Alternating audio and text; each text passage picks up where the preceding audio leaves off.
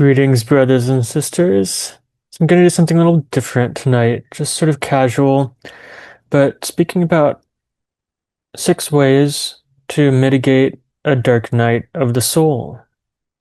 Something I've been thinking about, and I decided to speak on this um, because I've been seeing friends, people I know, expressing dark nights or very troubling times. Sometimes they're short, sometimes they're longer, but we're also seeing that in the news, in the political sphere especially.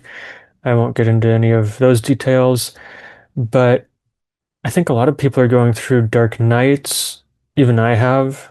Um, and there's just hiccups, but dark nights are actually spiritual healing openings, episodes to lead to spiritual healing. So, what I see happening is that as we are all experiencing major shifts the Earth's magnetic grid and Schumann resonance, many of us are feeling symptoms of these recalibrations. And the Earth's energy does affect us as it changes, especially sensitive people are reporting these symptoms. Many such symptoms may be an inability to sleep or sleep very well. Sometimes people are having nightmares when the Schumann resonance flares up. Normally, the Schumann resonance is around 7.83 hertz on average. That's the hertz vibration that can be measured from the Earth with instruments. However, sometimes it literally spikes up much more intensely, up to about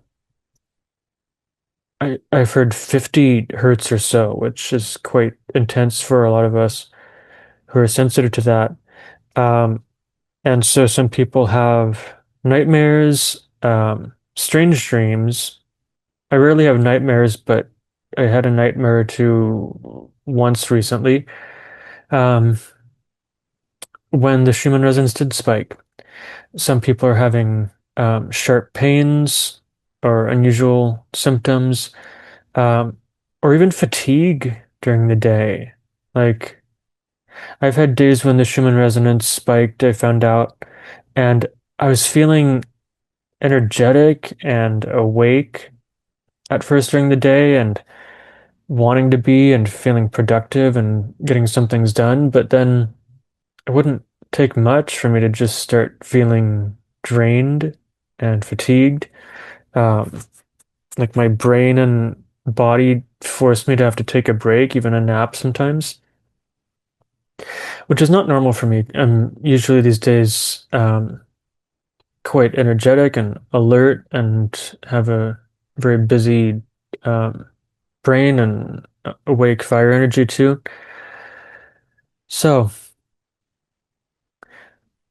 these energy spikes, these Schumann resonance spikes from the Earth, are a contributing factor, as well as solar weather can affect us, um, to actually causes of spiritual awakenings and healings that we call dark nights. So if you're just tuning into this channel, or if you don't know me yet, my name is Troy J. Bacon.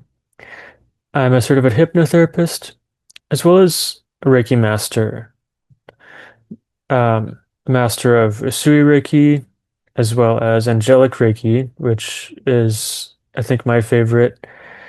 But also one that I love is Dragon Reiki. Dragons have been teaching me that, and I'm just learning, possibly finishing up level 2, according to them. I think there's only 2 levels of Dragon Reiki that they're able to teach. That's all that is needed, whereas other systems usually have about 3 levels or more. So anyway, I'm a master of working with spiritual energies, and that's been my really focus and forte and profession for a very long time. For the past 4 years, I've been certified in hypnotherapy and then Reiki, and so here we are. I'm also starting a new venture, especially in the realm of community building, Cosmic Congress, and I'll be launching some videos about that. Um, that's an exopolitical activities Congress and community working with star people for exopolitical affairs and um, healing of the earth as well as enhancing world peace. So I'm going to talk about the dark night of the soul. Many people have been using that term for many years, and especially in the more new age and spiritual scenes and communities, light workers talk about dark night of the soul. And so what that is usually a major life change. Uh, usually people have one, sometimes more, um, sometimes several or a dozen over time, dark nights of the soul. It's different for everyone depending on, I believe, their level of unresolved trauma or resistance to life and things going on that for their highest and best good would be better to heal, let go of, shift in a positive light. And so dark nights can be a life-changing event or a perfect storm of major events, um, perhaps situations of drama, um, even scary situations. Some dark nights could even involve perhaps a close loved one, friend, or even someone you depend on passing away. And so, or even your home burning down, which can be quite devastating, everything being taken away from you, or even a major flood that might take away your home, something such as that. There's virtually no limit to how dark nights could arise for someone. Um, Typically, a dark night of the soul does affect your soul and your heart, and um, it's always coming with a lesson for you, always packed with a lesson. A real dark night for a person is never random, even though sometimes they seem random or unexpected and uh, disastrous, even.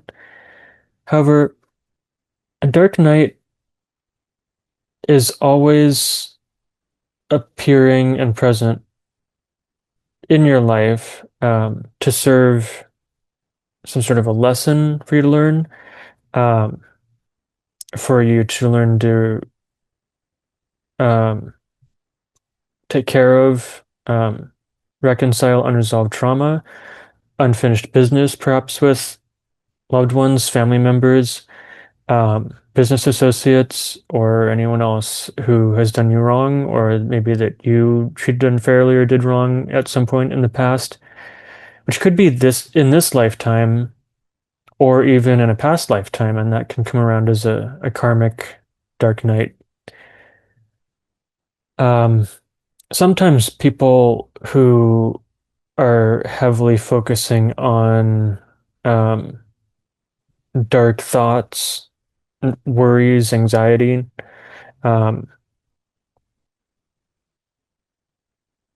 drama, doubt, fear, energies along those lines, grief, or denial, especially those patterns and keeping that in their field and thoughts.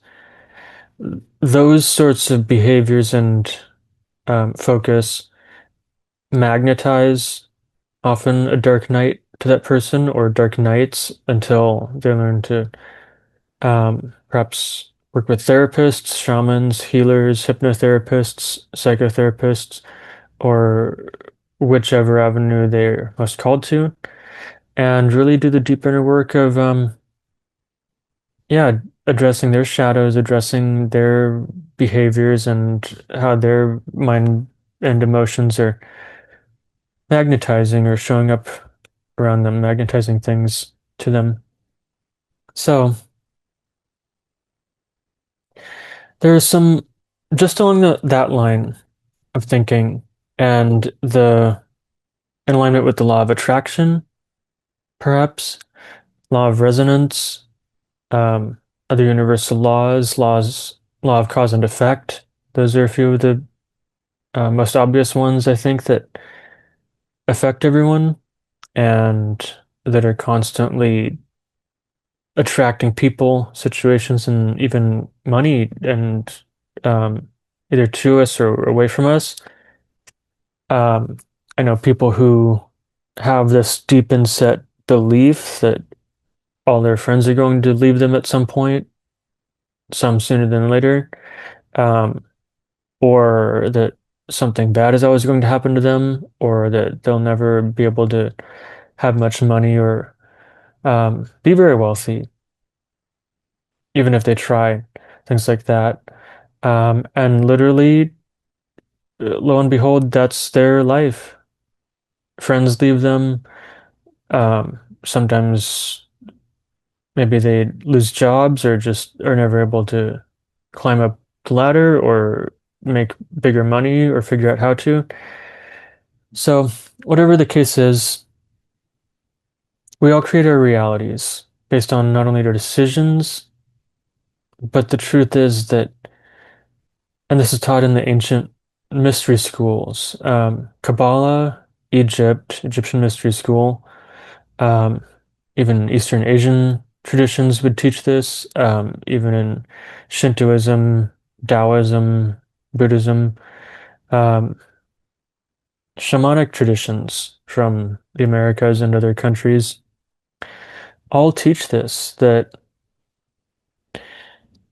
we we create our realities with our thoughts. Shamans and Reiki, Reiki tradition, um, other traditions, Kabbalah too, agree that reality, the way that we create our reality anyway, personal reality, and then create things in our life, start in the mind and then get rooted in emotion, which is magnetic. So here are 6 strategies I want to go through quickly, highlight, and also talk about how they've helped me, how I've found them to be effective in my life. 6 practices you can apply to mitigate a dark night of the soul. Number 1 is gratitude journaling.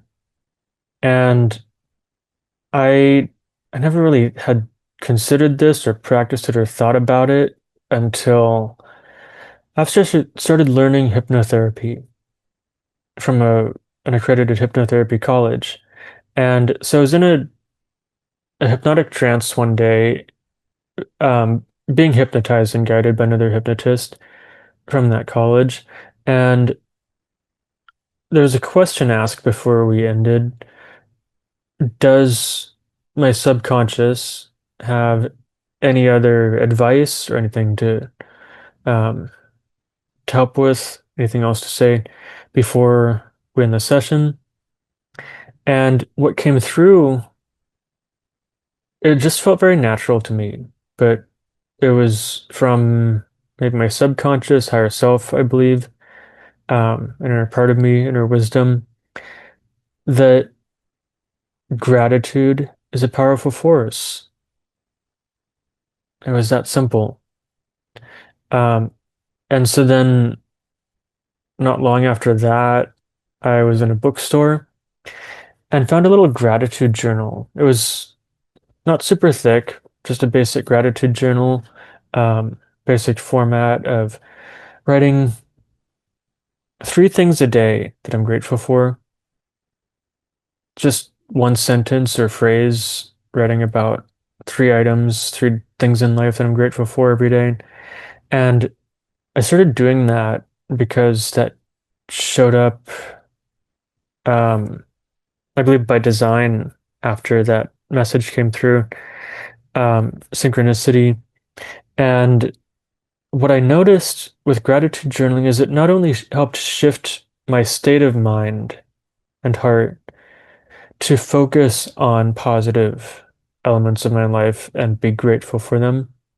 But it also helped or started attracting more things to me to be grateful for. Some of them would often be exactly the same kind of thing or the same thing that I was already writing that I'm grateful for, or more of it, and other things that I can be grateful for within my basically energetic vibration, what I'm ready for and focusing on. So that's the power of gratitude journaling. So if you're experiencing a dark night and you are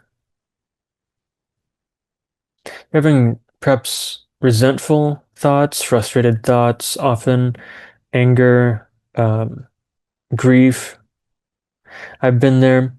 And gratitude journaling is definitely a powerful tool, powerful practice. It's very simple. You can just have any journal, even a lined paper notebook, any cheap journal that you can buy as cheap as you want. It doesn't actually matter how expensive or fancy it is. Personally, I like some fancy and large journals myself to be able to write a lot, but that's up to you.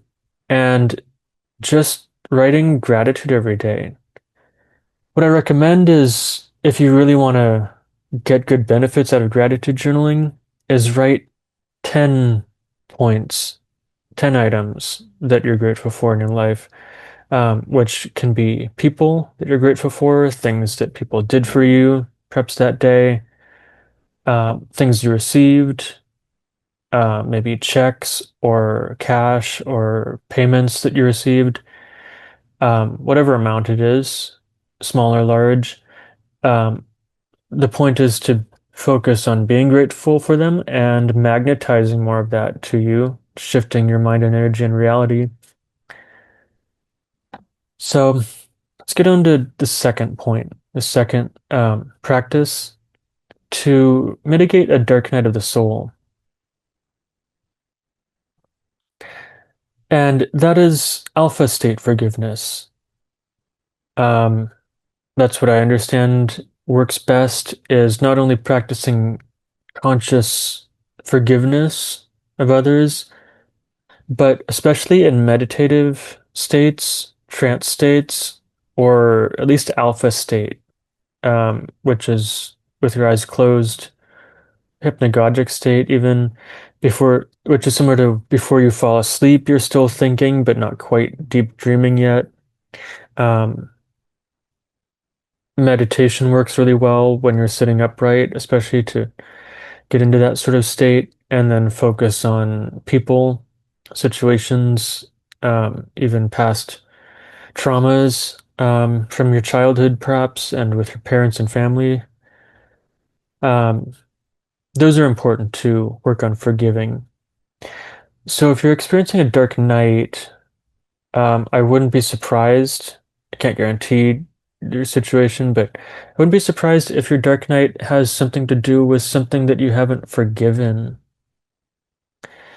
Because once you learn to forgive, and this is wisdom also coming from A Course in Miracles, it's a set of teachings, sort of holy and divine teachings, but it talks a lot about forgiveness. And once you forgive, you set yourself and the other people involved free.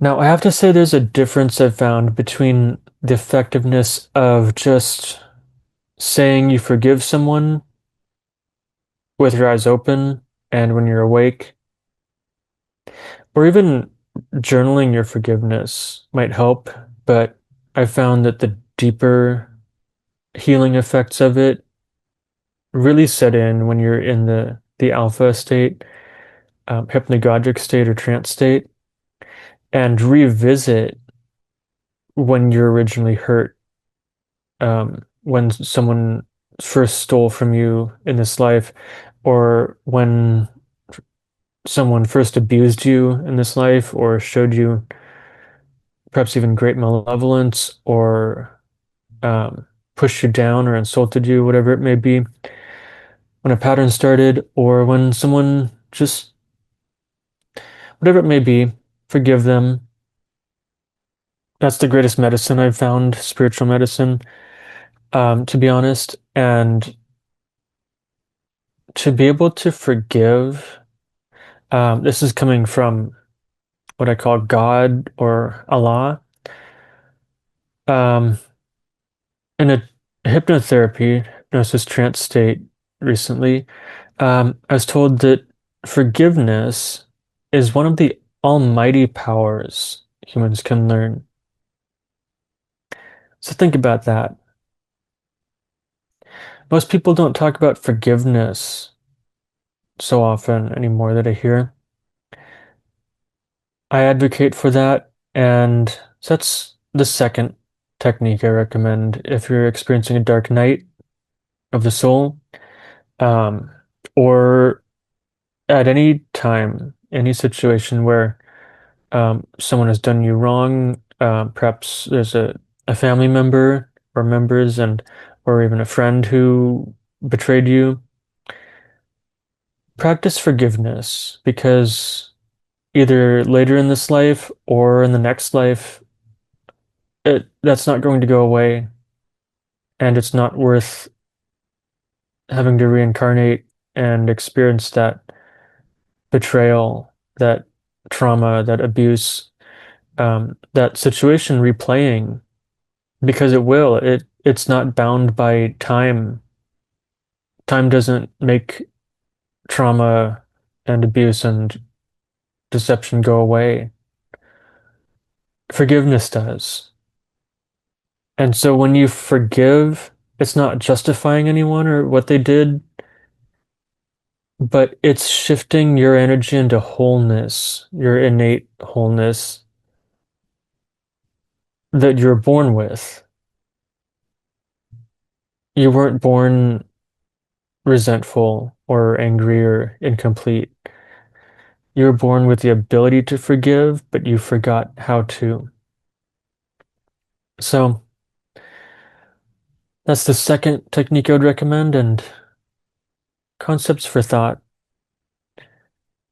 Number three, I recommend asking your spirit guides or deities or God or Allah or any sort of higher powers that you believe in or have found to be helpful to you. If you're in a dark night, ask them to reveal to you why this dark night situation is happening for you. There is a reason and a lesson that does serve you. You will also see positive situational shifts when you say the following affirmation: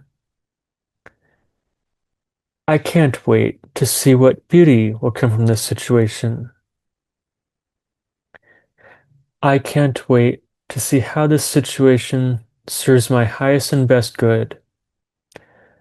Another version I could recommend is I can't wait to see how this situation blesses me and all involved. It's that simple. Um, Commune with your higher powers, consult with them, and say that affirmation. And on to number four, practice number four. If you're in a dark night, I also recommend this every day, regardless and for everyone. Practice healthy and empowering morning and evening routines. In the evening, before you go to bed, or after coming home from work, especially if you're on your feet all day. But regardless, spend at least three, maybe 5 or 10 minutes standing on the grass or earth with your bare feet at night. Unless perhaps it's raining or snowing or anything like that, then you could skip a night, but every single night that you're able to. stand barefoot on the earth. This is called earthing. There's actually a lot of scientific studies that have been done, probably hundreds, maybe thousands already, proving that earthing reduces inflammation, helps speed up healing rates of the body, reduces usually severity, sometimes helps heal chronic illnesses, um, helps clear up brain fog, um, helps you sleep better, all sorts of great things. So practice earthing at night before you go to sleep. It will ground your energy to the earth. What I like to do on a more metaphysical and spiritual level, if you know how to do this or if you want to try it, is just imagine your energy. These days, I don't even use a visualization of roots. I just extend my actual energy and light body aura straight down, all the way down through the crust of the earth, through all the mantle layers of the earth, and down to Earth's core, hugging and making direct contact with Earth's core. And I can attest that that feels just very calming and grounding to me. Another benefit result I've noticed from earthing every night is that at about, I think, 2 to 3 minutes after just standing on the earth every single time, I just notice my brain and nervous system, there's a moment that it shuts off or just like switches into a 0 point blank mode. And of course, I can still think, but it just feels so much more calm. There's no practically no noise, mental chatter, busyness in my mind at that point. And so that's great to do before bed. And in the morning, I highly recommend exercising for 20 minutes straight. And you don't have to do that every morning. I don't always, but I recommend at least 3 times a week, perhaps Monday, Wednesday, Friday, or another routine that works for you. Um, Wake up an hour earlier, perhaps, than what you're used to. Shift your bedtime an hour earlier, wake up an hour earlier, make some time for exercise.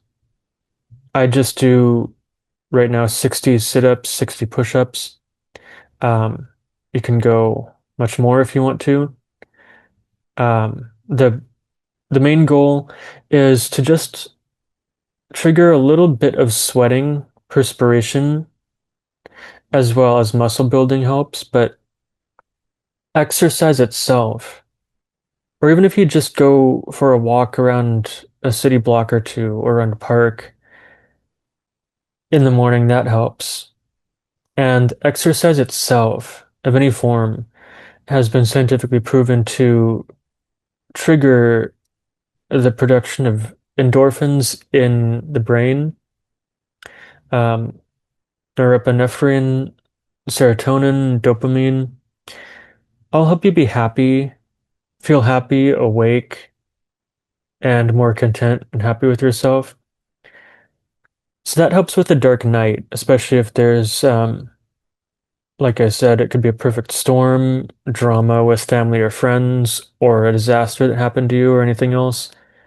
Um, Exercising and a morning routine not only helps you feel better for the rest of the day, um, but it also helps exercise your willpower and helps you feel more in control of yourself and more in control of your circumstances.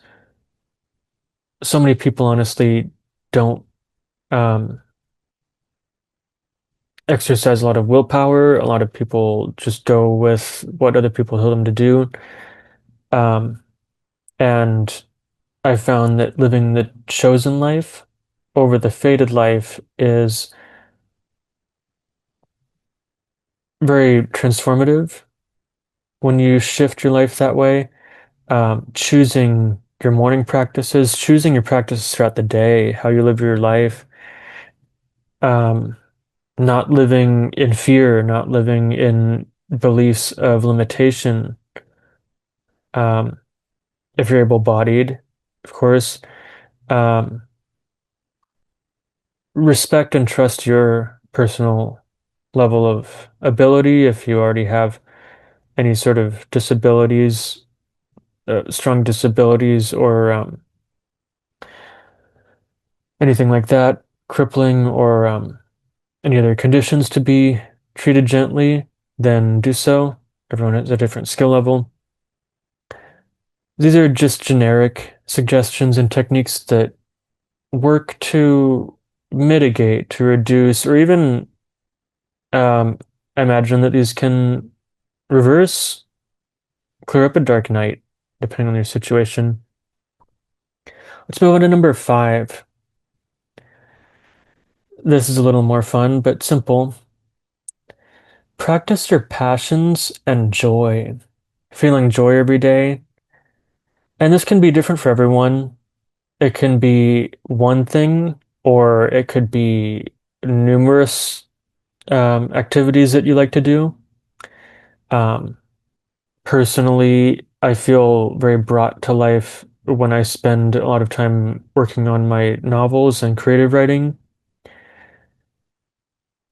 You can also try singing if that helps you feel better. Singing a little bit every day, even creating your own songs. I like to do that. Um, if you go out in nature or even with friends, if that feels best, just practice experimenting with your own lyrics. Maybe if you're intuitive or highly creative or channel, then sometimes singing, just letting lyrics, meaningful lyrics and fun lyrics flow through you is uplifting and empowering. Also, dancing is I think, an important practice, at least every so often. Or if you like to do that every day or frequently, then go for it. Even if it's just in private, at home in your living room or at home anywhere in your kitchen or bedroom, a bit of dancing. Or what really feels good sometimes is just to jump up and down once or twice or as much as you want. Just a foot even above the ground or as high as you can go. Just simple jumping. Drumming is also a practice I like to do, and I find grounding and satisfying. Helps me recenter in the mornings when I'm not exercising. I have an elk hide drum and another one that I think is synthetic imitation buffalo skin, but both are beautiful, and I made my own drumsticks for them. So follow things that help you feel passionate about them and joyful, happy, or even creative things like novel and book writing, or if you like to sculpt.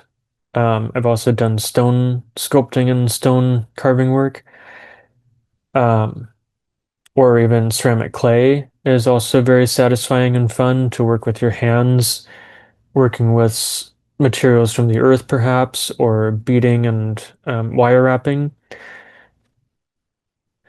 Practice joy, laughing hysterically. Laughing is known to be very good medicine. And I think this is an extension really of what I've talked about before, but the last point, number 6, that I recommend for a dark night and shifting your energy to a positive state and life to a positive state too is just practice prayer, daily meditation, energy healing. If you are trained in Reiki or similar techniques or Qigong or anything like that, you can practice energy healing techniques at home or even in groups, or even set up your own profession. That's awesome too. Spiritual studies.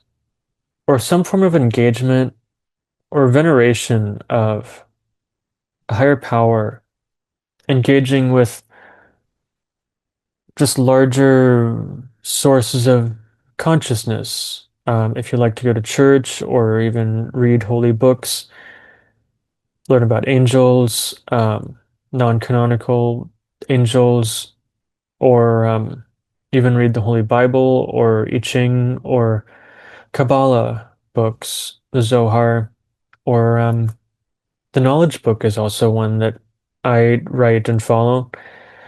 Um, any sort of spiritual or holy book I'd recommend, or even channeled and extraterrestrial books. Those are awesome too. And those help brighten and clear and align your energy with something that's higher, bigger, more transcendent than yourself. Of course, we can all be transcendent with our consciousness, but um, some of the archangels that I work with that I have found helpful, um, especially during a dark night or depression or tough times, are Archangel Cassiel. He's an expert in rescuing people from rock bottom.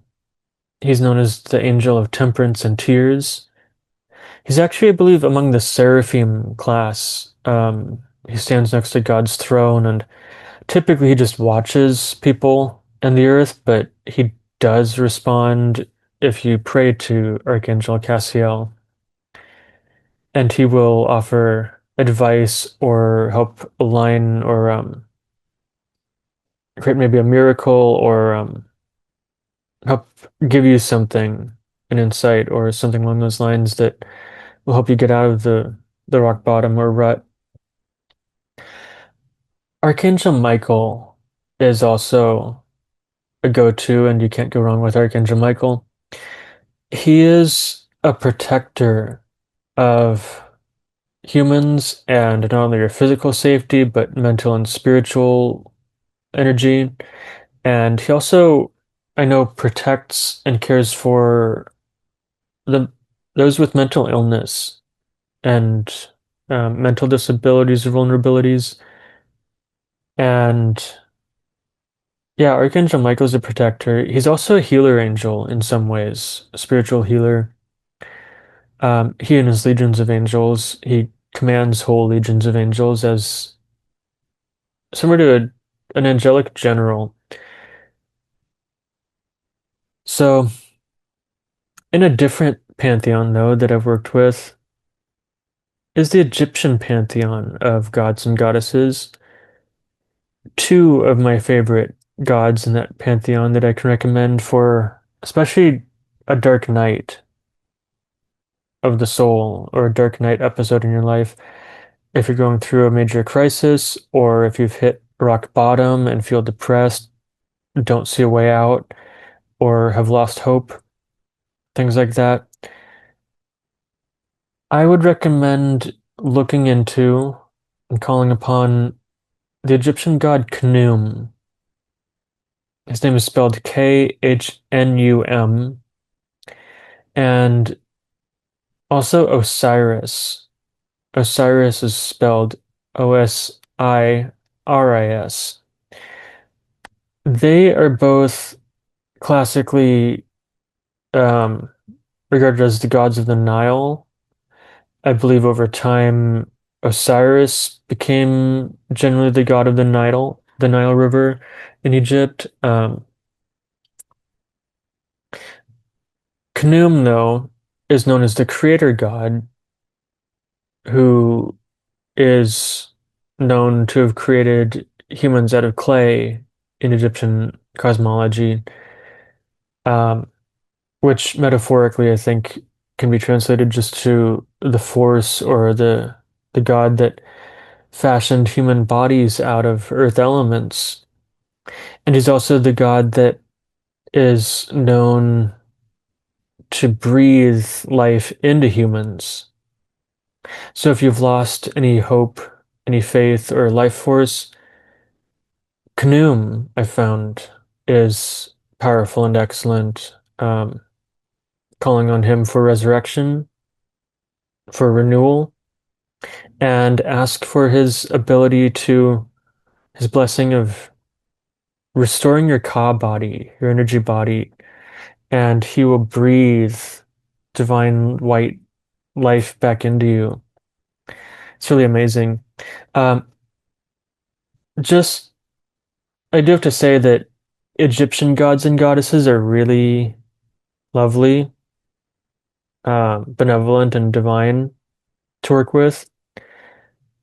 Do be cautious of them because, in my experience, especially the protector ones, are not ones to be trifled with, and they're not something to take lightly. Um, if you want to venerate them or do the traditional initiations with them, they will help you and they're on your side. Just don't get on their bad side because they can cause havoc in a person's life who disrespects them. Otherwise, those are six of my top suggestions for mitigating a dark night of the soul. And yeah, I just wanted to put this out there. I hope this helps you. I hope some of those tips resonate with you. Thank you for listening, and I wish you well and wish you to stay blessed. Bye for now.